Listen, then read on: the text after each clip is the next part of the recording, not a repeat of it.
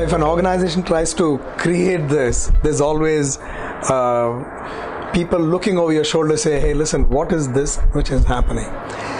Instead, if you move away from that and you give that as an opportunity in the hands of the people that work with you, they'll form their own communities. And by the way, all of what we are doing right now, in some shape and form, has always happened. Earlier, you used to have something called the Java community.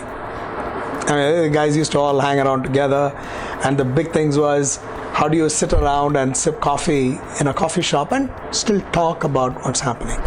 So how do you create this in an organization? Recognize that these exist, stoke it, empower it, give it the kind of platform it requires, and of course a spot of recognition.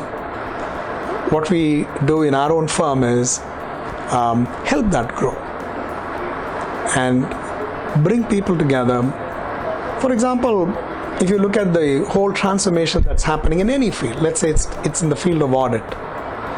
And in the field of audit, a lot of things have changed.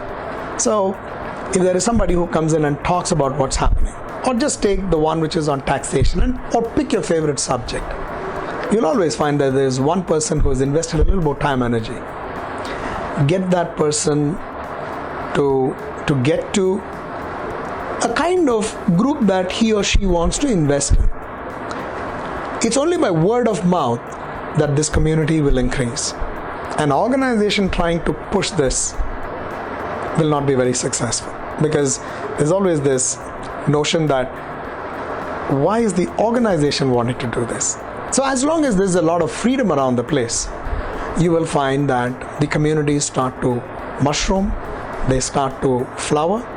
And of course, over some period of time, if upon invitation, if leadership participates in it, it adds the much needed horsepower, because then they know that the firm is supporting what they are trying to do. So this is what we do. And we got, I still remember many years ago, we had something called the Gangamma Gyan. Gangamma is, these guys just decided to call it Gangamma.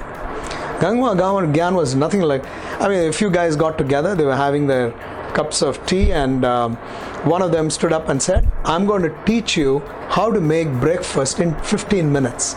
Why was this necessary? Because everybody had to rush to work, they were not having nutritious food, and everybody was struggling how to do it. So somebody came up and said, this is how you make breakfast. It has nothing to do with the work. Then somebody came up and said, I will teach you how to appreciate haiku poetry. Over a period of time, this Gangamma Gyan moved away from these kinds of stuff to a lot more serious stuff that was happening around. And that's how communities grow.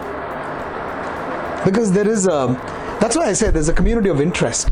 As long as you can sustain that interest, as long as you can propel that interest, things grow. And they grow to a point where they add significant value to the people in those communities.